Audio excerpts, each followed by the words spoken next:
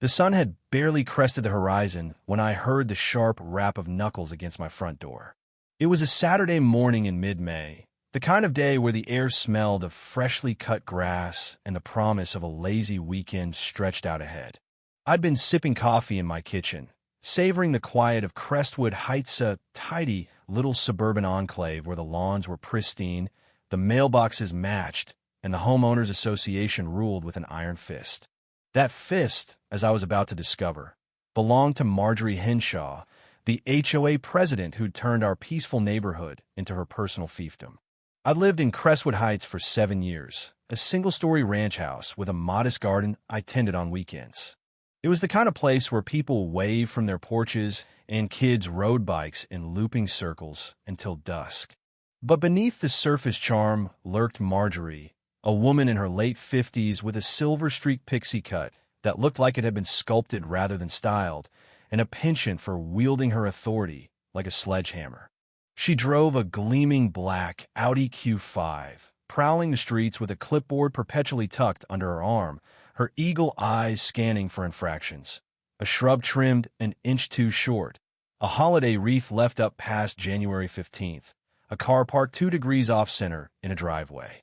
Most of us had learned to dodge her ducking behind curtains or feigning sudden phone calls when her SUV rolled into view. I'd managed to escape her scrutiny for years, blending into the background like a good neighbor should. That is, until the bees came for me. It started with a sting last summer, a rogue honeybee that got me while I was weeding the zinnias. I'd brushed it off as a minor annoyance until my throat tightened, my vision blurred, and I woke up in the ER with an epinephrine shot still stinging my thigh. The doctor's diagnosis was blunt. I had a severe allergy to bee stings. One more could send me into anaphylactic shock, a ticking clock with minutes, maybe seconds before it was lights out. She handed me an EpiPen and a stern recommendation. Put up a medical alert sign. Make sure first responders know, she'd said. If you're down and can't talk, it might be the only thing that saves you. So I ordered Oni small, unobtrusive red and white plaque, no bigger than a paperback, with a medical cross and the words resident with severe allergies in crisp block letters. I installed it that Friday afternoon, screwing it into the siding beside my front door, where it'd be visible to paramedics, but discreet enough not to clash with Crestwood's manicured aesthetic. I stepped back, satisfied. It was practical, not flashy. Surely no one could object to that. Marjorie did. Her knock jolted me out of my coffee-induced reverie. I opened the door to find her standing there, clipboard clutched like a shield, her lips pursed into a thin, judgmental line. She wore a crisp linen blazer despite the early hour, and her hazel eyes flicked to the sign with the precision of a laser-guided missile. "Good morning, Daniel," she said, her tone clipped and dripping with the kind of politeness that masks disdain. "We have a problem." I blinked, still half asleep. "Morning, Marjorie. What's up?" She jabbed a manicured finger at my new sign. "That," she declared, "is a violation of Crestwood Heights HOA Covenant, Section 9, Paragraph 3. No signage is permitted on residential properties except for approved security notices or seasonal decorations, pre-vetted by the board." She flipped open her clipboard, revealing a dog-eared copy of the rulebook, and tapped the offending passage with a flourish.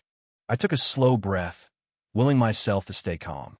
"Marjorie, this isn't a yard sale sign or a political banner. It's a medical alert. I've got a severe allergy bee stings. If I get hit and can't speak, this tells the paramedics what's wrong. It's a safety thing." Her eyes narrowed, scanning me from head to toe as if assessing whether I was faking it. "You seem fine to me," she said with a dismissive sniff. "Rules are rules, Daniel. That sign needs to be removed within 24 hours, or you'll face a $50 daily fine until it's gone." I felt a flicker of irritation ignite in my chest. It's not about how I look right now. It's about what happens if a bee gets me. This is life or death. Marjorie, emergency responders need to know. Her posture stiffened, her chin tilting upward. "I don't see any bees buzzing around your porch at the moment," she said, her voice taking on a syrupy condescension. "And if we let you keep that sign, then what? Mrs. Carter will want one for her asthma, and Mr. Nguyen will demand one for his bad knee. Next thing you know, Crestwood Heights looks like a billboard jungle. It's a slippery slope. I stared at her, incredulous. You're comparing a medical necessity to someone's knee? This is protected under the Americans with Disabilities Act. It's a reasonable accommodation. Her smile tightened, patronizing and cold.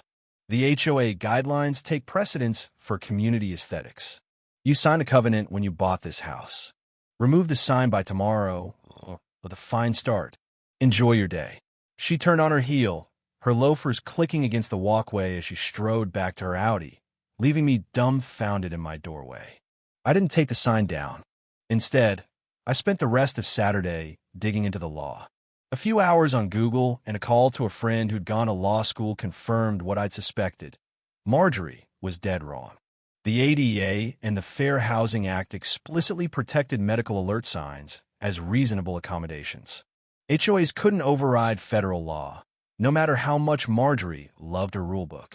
I printed out the statutes, highlighted the key sections, and tucked them into a folder. If she wanted to fight, I'd be ready. She returned Sunday morning, right on schedule. This time, her knock was sharper, more insistent. I opened the door, coffee still in hand, and there she was, clipboard poised, pen already scribbling. "The sign's still up," she said without preamble. "That's $50 for today, and it'll accrue daily until you comply." I held up the folder. "Marjorie, I did some research. This sign's protected under federal law, ADA and FHA. I've got the details here. Please take a look and reconsider before this goes further." She didn't even glance at the papers, shoving them back at me with a flick of her wrist. "I don't need your little homework assignment, Daniel. Our attorney drafted these guidelines. They're ironclad. The sign comes down, or you pay. End of story. I'm not removing something that could save my life," I said, my voice firm. "And I'm not paying fines for my rights. You might want to check with that attorney yourself." Her face flushed, a rare crack in her polished veneer.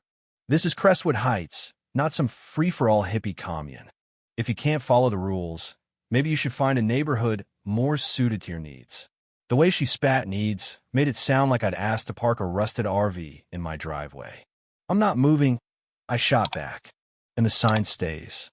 Talk to your lawyer." "Marjorie, this isn't over." She stormed off, her Audi peeling away with an uncharacteristic squeal of tires. I knew she'd be back, and I was right. Monday evening, I came home from work to find the sign gone. In its place was a neon yellow violation notice taped to my door, sealed in plastic like some official decree. "Unauthorized signage removed by HOA management," it read. "Fines accrued, $150. My discreet little plaque had apparently offended Crestwood's sensibilities, but a garish yellow notice didn't. The hypocrisy would have been laughable if I weren't so furious. Marjorie had crossed a line, removing something that could mean the difference between life and death. I called the HOA management company, but the rep was a brick wall. "MS. Henshaw has executive authority to enforce compliance," she said, her tone apologetic but firm. "You'll need to appeal at the next board meeting." "When's that?" I asked. 3 weeks. 3 weeks. 3 weeks where a stray bee could end me, and no one would know why I was choking on my own swelling throat. I hung up, seething, and called my friend's law firm instead. By Tuesday morning, my attorney Tom Rivera, a housing law specialist, had fired off a letter to Marjorie and the HOA board. It outlined the federal protections, demanded the sign's return, and hinted at litigation if they didn't back off. Marjorie's response came that night. She showed up with 2 board members in tow, Frank, a hulking guy with a perpetual scowl, and Linda, a mousy woman who looked like she'd rather be anywhere else. Marjorie's smile was tight, triumphant, as she handed me a new notice.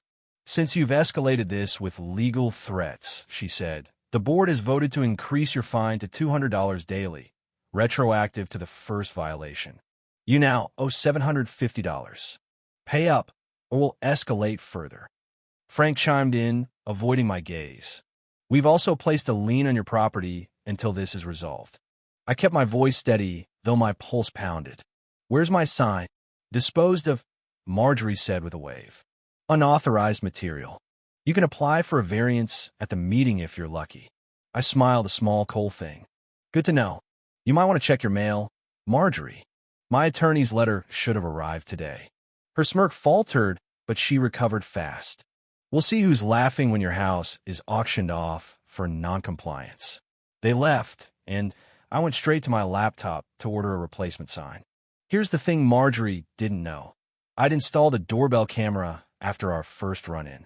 I caught her on video Monday afternoon, yanking the sign off my wall with her own hands, no notice, no due process. Tom had grinned when I showed him the footage. She's toast, he'd said. Replace the sign, add a legal notice, and let's turn up the heat.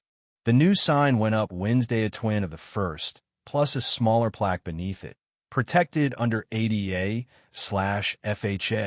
Removal is a federal violation. I also filed a complaint with HUD, alleging discrimination and reckless endangerment. Marjorie had gone from petty tyrant to lawbreaker, and I wasn't letting it slide. Friday afternoon, I was pruning my roses when her Audi screeched to a stop. She stormed up my walkway, face a mask of fury. You replaced it? She shrieked, spotting the sign. And what's this nonsense underneath? Remove it now. I stood, gloves dusty, and met her gaze. It stays, Marjorie. It's legal. You know that. I'm the president of this HOA, she bellowed, as if it were a royal title. You'll comply or I'll... What? I cut in. More fines? Another lien? Or are you going to trespass again and rip it down? I've got cameras, Marjorie. Try me. Her eyes darted to the doorbell cam, and she froze. Recording me is a violation. The Architectural Committee. Section 15, I said, grinning. Security devices are allowed. You should read your own rules. That's when she snapped. With a guttural yell, she lunged forward, tore the sign from its mount, and smashed it under her heel. Sue me, she spat, chest heaving. The board behind me. You're nothing here. I pulled out my phone. I'm calling 911. You just destroyed protected medical equipment on camera. Good luck with that. Her bravado cracked. You wouldn't. I dialed, put it on speaker, and explained to the dispatcher. Theft, destruction, federal law violations, all recorded. Marjorie tried to interrupt, stammering about, just a sign, but the dispatcher cut her off. Officers are on the way, ma'am. Stay put. When the cops arrived, they watched the footage, examined the wreckage, and listened to us both.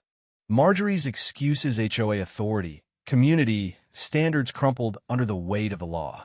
You don't get to override federal protections, one officer said, cuffing her as she sputtered about her beautification awards. She was charged with criminal mischief and reckless endangerment, her pristine image shattering as she was led to the squad car. The fallout was swift.